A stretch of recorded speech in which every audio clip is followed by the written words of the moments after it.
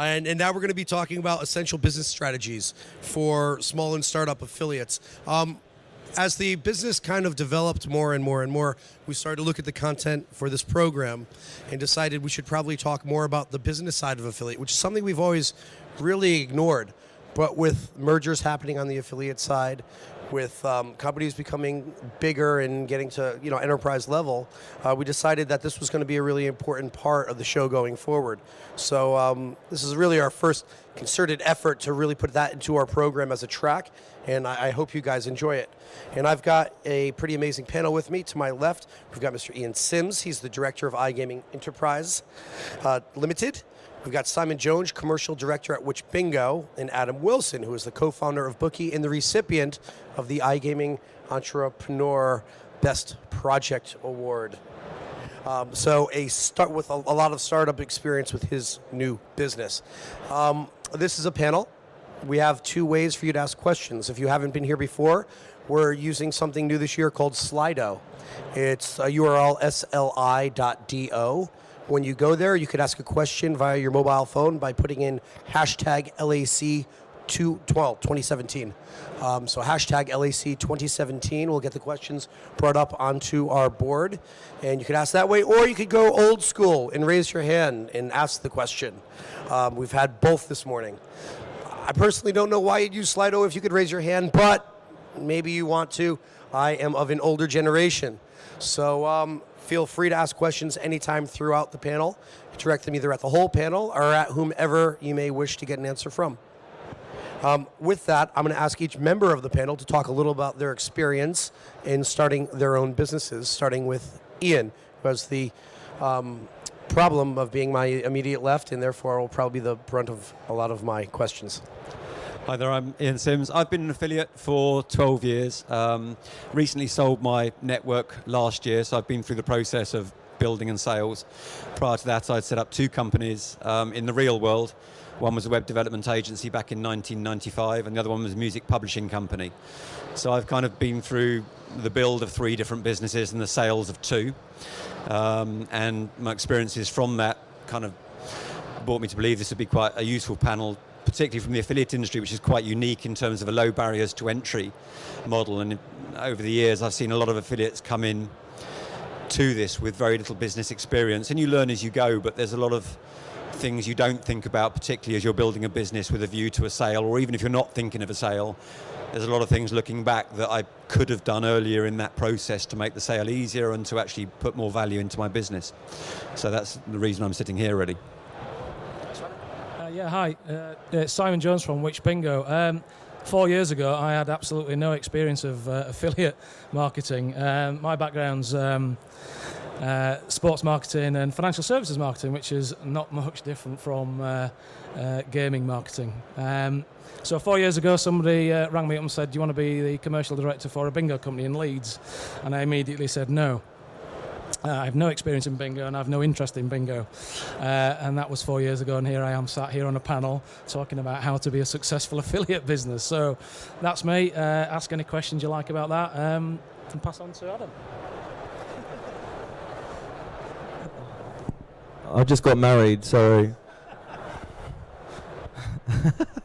That's really thrown me off. Hello, my name is Adam. I'm not an affiliate, but my first interaction with the gaming world was actually the London Affiliate Conference 8 years ago. So I cut my teeth as an affiliate manager at 888.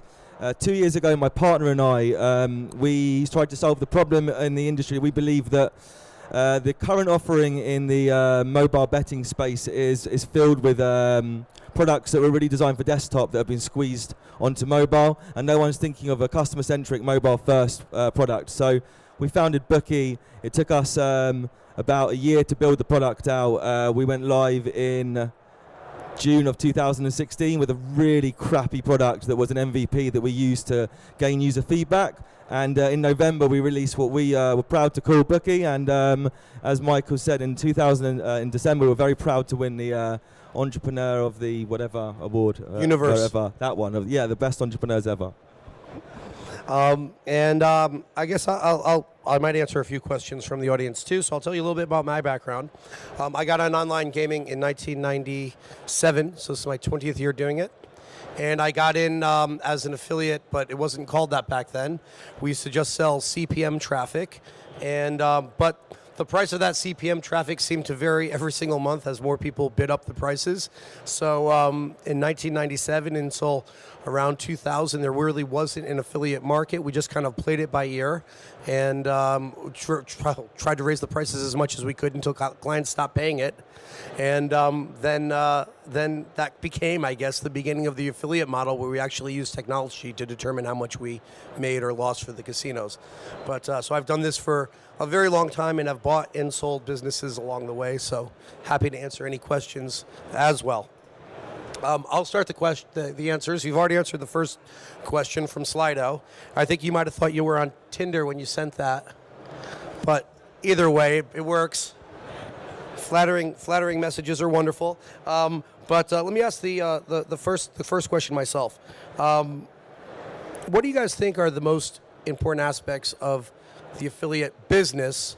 Not the technology, not the SEO, which we talked about already, but what is important in running the affiliate business? And if you're going to be a serious affiliate business, can you still do it on your own as a one-man band, or do you need to employ a minimum number of staff that'll look after certain aspects of what you're doing?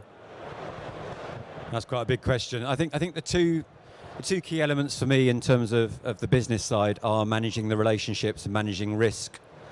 So I think over the years, it's very easy in this industry to get sidetracked by the amount of money on offer or you're offered for certain things on your website, and potentially overlook the fact that you're putting too many eggs into one basket.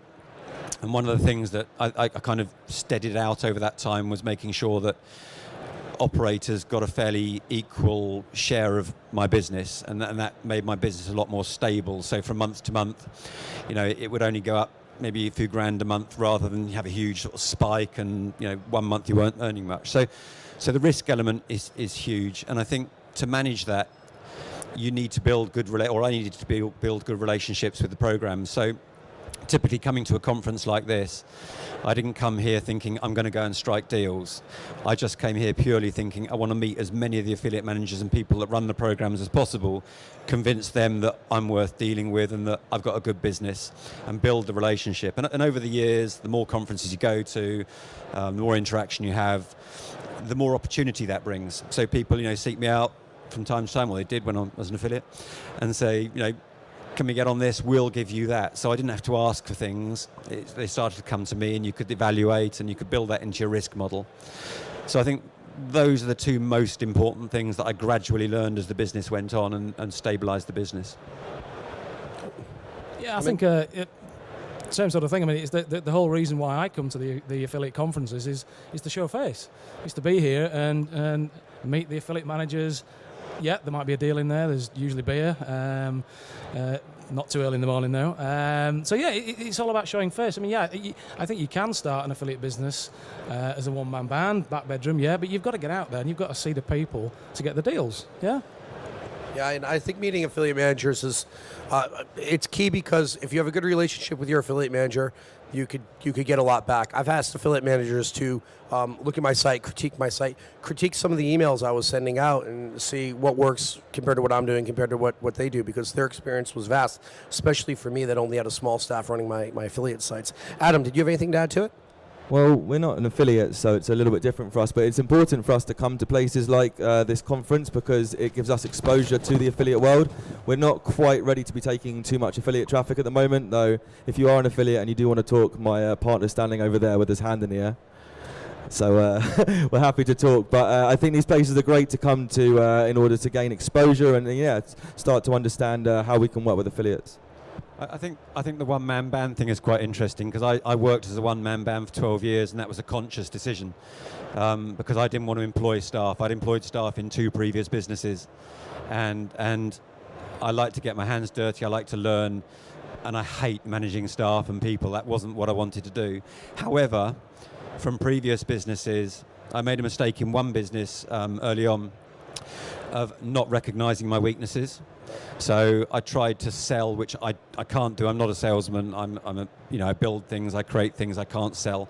And for the first sort of couple of years, I wasn't selling enough, and the business struggled. until I reached, I've got to get that guy in, I've got to get that in. So I think you can be a one-man band, but you have to recognize where you have your weaknesses and you have to get the right people in to help you, and that's incredibly important. And would you say that it's a legitimate strategy for a one-man band to use contract staff rather than actually trying to bring someone in, or should you literally try to do everything yourself?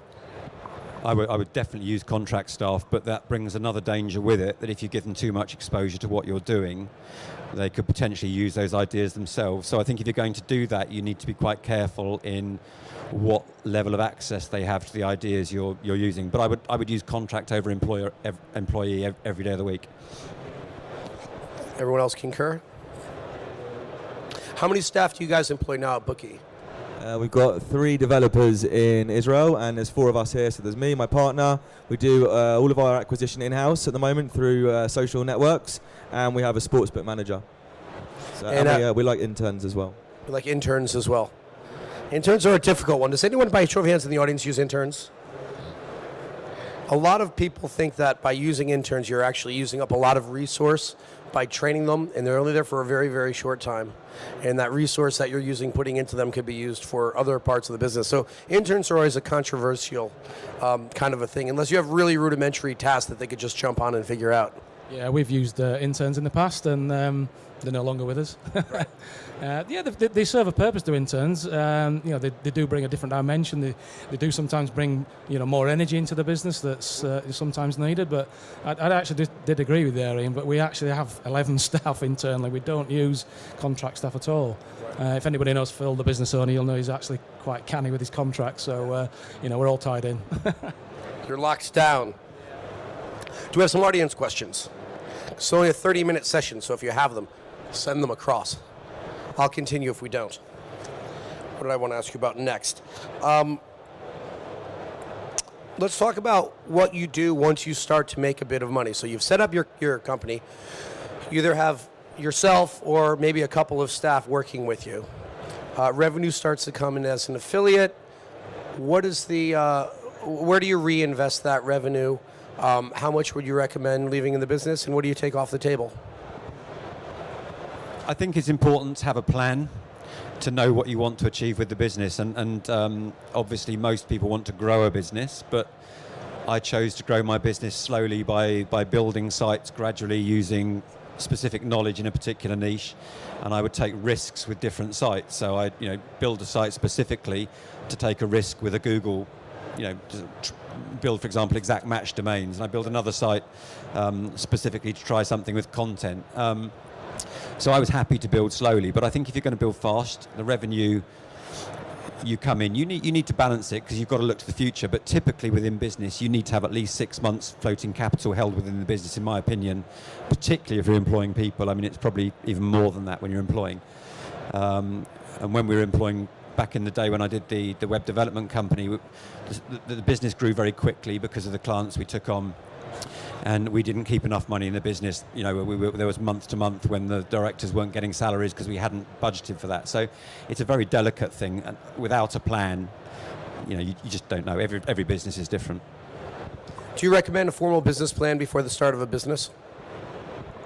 Adam says yes. Yes, very, very much so. I think we, in order to be taken seriously by potential investors, you have to. And also for you to structure what you're going to do with the capital, it's all very well saying we're going to raise £500,000 or £100,000 or whatever. What are you going to do with that money? If you want to be taken seriously, and also in order to structure your mind so this is what we're going to commit to R&D, this is how much we're going to spend on acquisition to try different things. If you go in there without a plan, then you're lost. In my opinion, that you touched on the right thing at the very end. The business plan is not just for investors. Even if you don't need to raise any money, it's so you know what you're going to do at certain points, and you could benchmark where you are against your business plan. It's very trendy right now in technology and in Silicon Valley to just go out there with a deck and say, I'm a genius and it's going to work out because I have this great idea. Here are the 12 slides because we're too dynamic to have a business plan because it changes every day. I think that's a ginormous bunch of bullshit because you really do need to have a plan when you go up and do things. You need a plan in everything in life. At one of these shows a few years ago, We talked about sex selling in the business and all the adverts that were so sexy on TV at that time. And we brought in a pickup artist, the world's premier female pickup artist, to deliver that speech about how sex sells. And she talked a little bit about what she does in her pickup artist classes where she teaches men to talk to women. She said, even when you go up to talk to someone, you should have a plan. There's nothing in life you could do where you just go up and wing it. And in a business, 1,000 times more so, because the consequences could be so devastating if you get that wrong. Like directors not making salary, like not knowing what we're going to, we need some R&D, we didn't think of that. Why wasn't that, given some forethought? So for me, I think a business plan is exactly what everyone should have before they go and commit any capital of their own to anything. I think there's a difference between if you're building an affiliate business, I think there's a difference between building an affiliate business with other people and building it on your own. I mean, I didn't, for my own affiliate business, although I learned those lessons from building a business with employees. My business plan for my affiliate business was literally back of a fag packet, and it would change every week. My plan kind of made itself as it went along, because this industry moves so fast. You're doing one thing the next minute, everyone's talking about mobile. You're doing one thing the next minute, everyone's talking about lottery. And it changes so fast, you have to be ready to adapt. So a business definitely plan need to be adaptable. Doesn't have to be a huge document, it just has to be a note of a reminder, like a path. That's exactly what it is. It's a pathway. And it's dynamic. Like you say, next thing you know, mobile becomes the most important thing, and mobile's all of a sudden on your critical path. But at least you've got a way to think about it. We should probably get to some of these questions up here. Let's see. What is our first one? Do you not find that affiliate managers change too often to build meaningful relationships nowadays? It's an old school question. What do you guys think?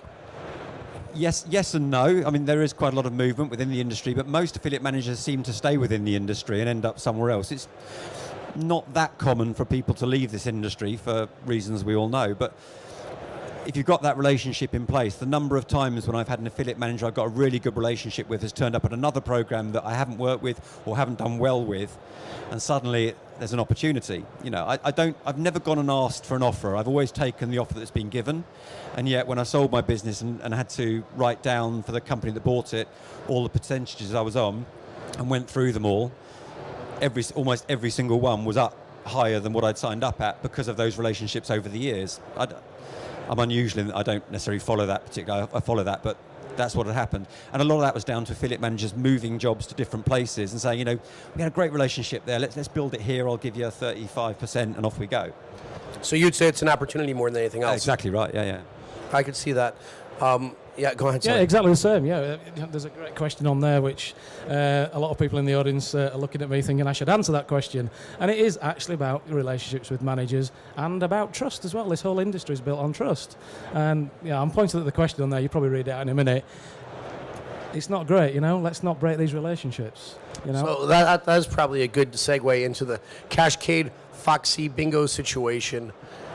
Shafting affiliates by moving platforms. Shit, the first time shafting's been up there for me in a while. So what do you guys think about that? What happens when something like that occurs? I think it was mentioned earlier. It's you adapt and you change.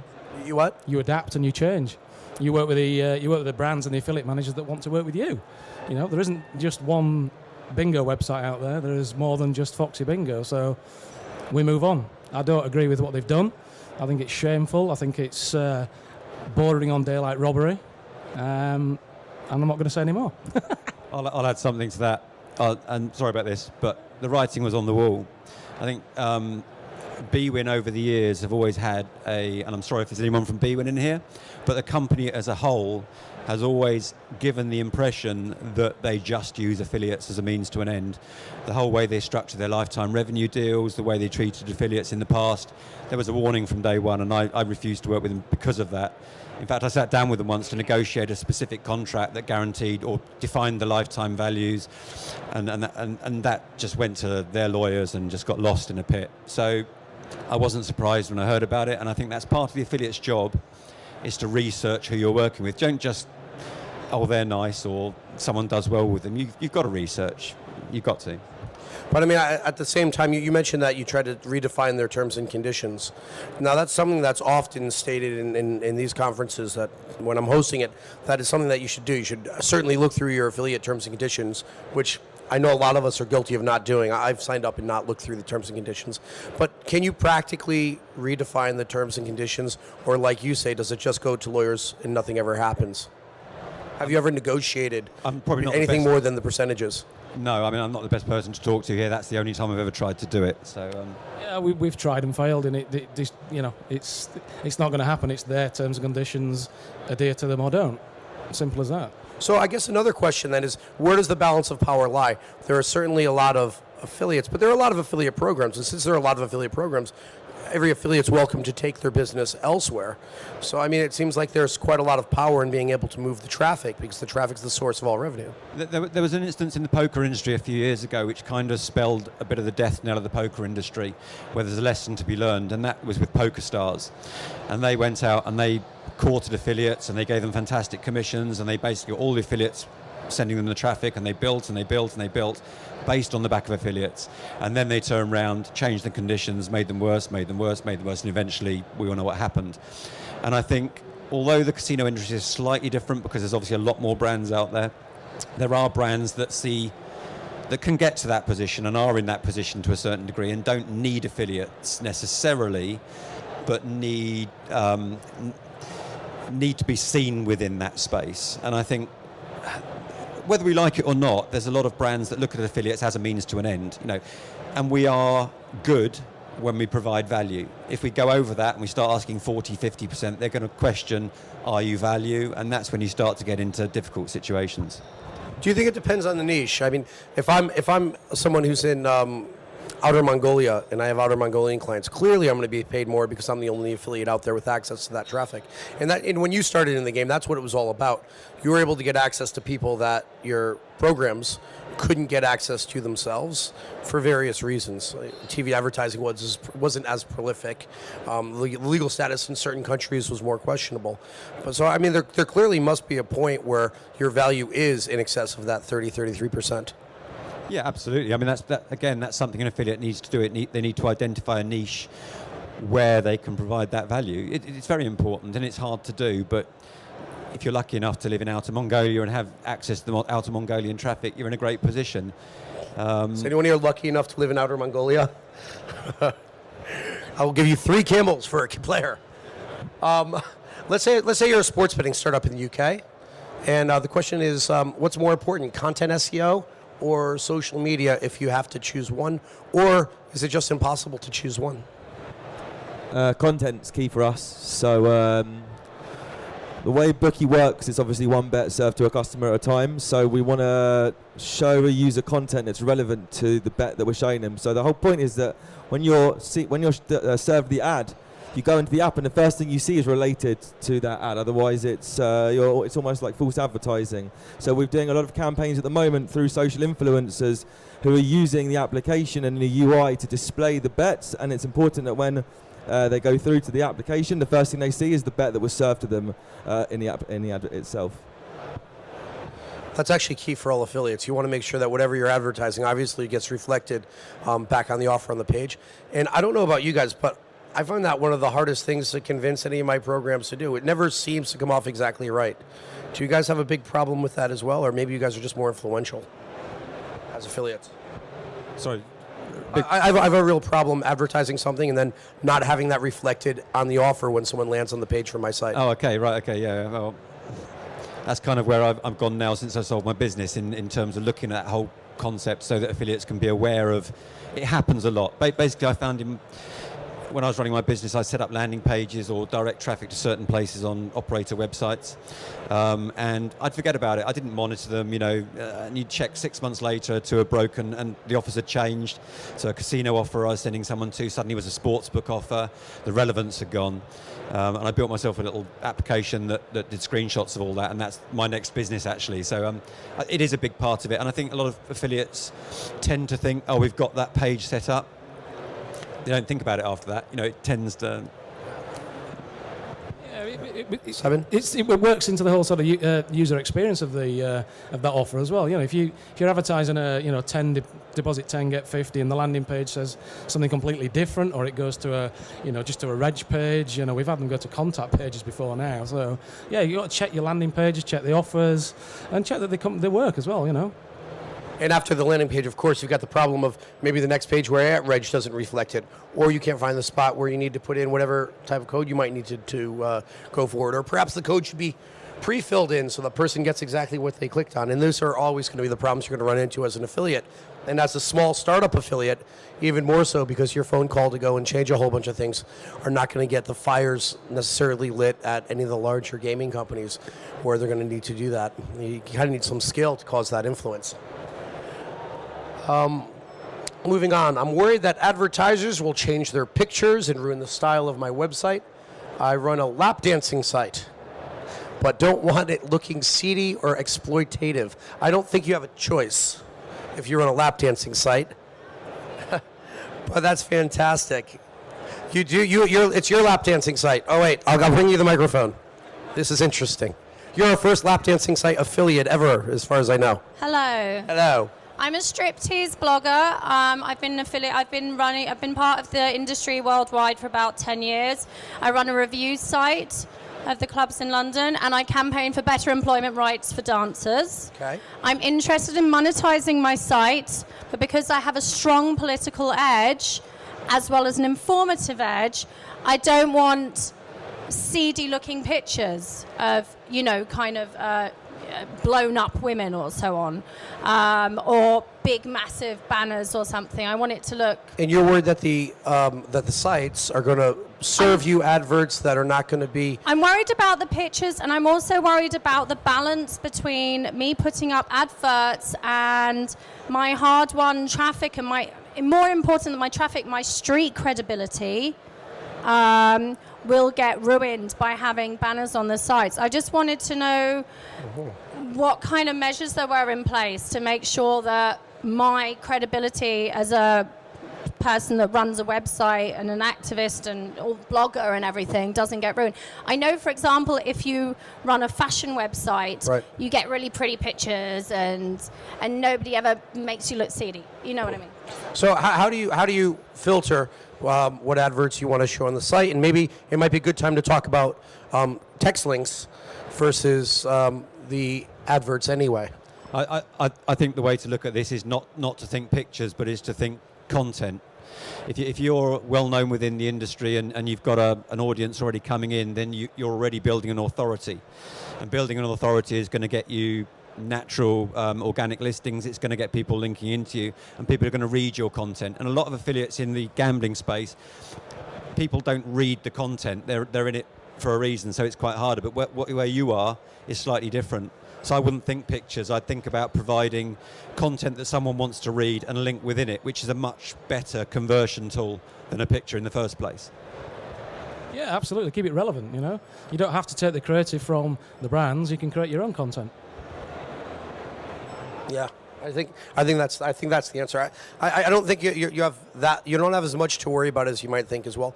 The larger brands don't really go with the, what do you call them, inflated pictures of girls. Is that what the word used was?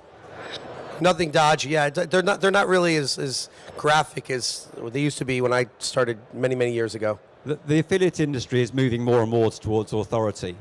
And anyone that can provide authoritative content. I don't differentiate that from quality content. Anyone can write quality content, but it has to tell the user something they don't already know, and you're in a great position to do that. So that's where you need to be. And I think we have time for just one more question, and I want to make sure we got to this one. When you're building this business, and we have a plan, and we're moving forward, and we're doing everything right, in your business plan, there's always going to be an exit. Now, what is it that buyers are going to be looking for at that point? What do we need to build this business to do in order to achieve a very profitable exit in the affiliate market? For me, when I came to do a sale, in a nutshell, I got approached by two companies that wanted to buy my business, and I went to a broker who then opened it up to a range of people they had on their books, which for obvious reasons, that's why I did, you can guess why I did that. Out of that came a number of questions and a number of bits of information which my broker had prepared me for, so I had prepared answers, but the key to it was with the affiliate industry, I'm casino and slots, so it's quite volatile. The key was stability. So the one thing they were looking for in the business was stability. And yes, the revenue was good, but was it coming from one or two operators that we talked about earlier that perhaps didn't have necessarily the best reputation?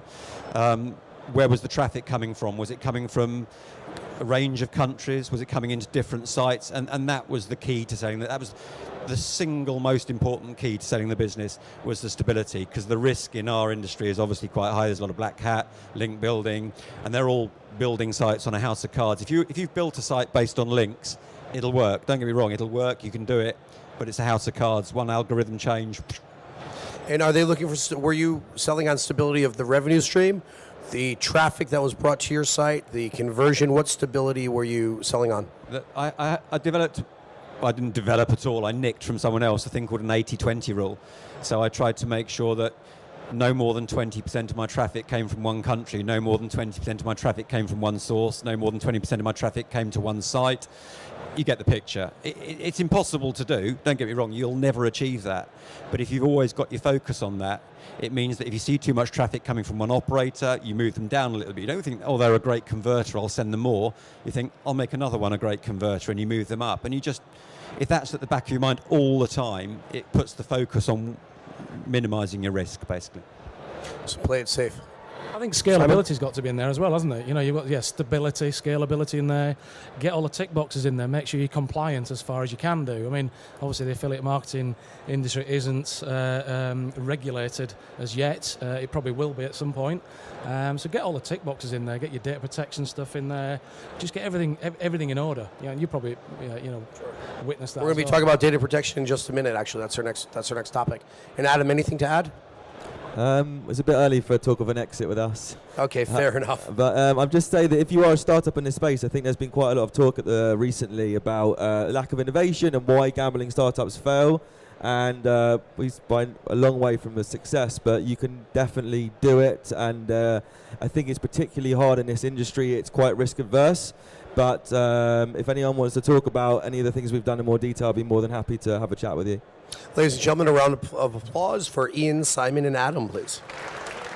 Thank you, gentlemen.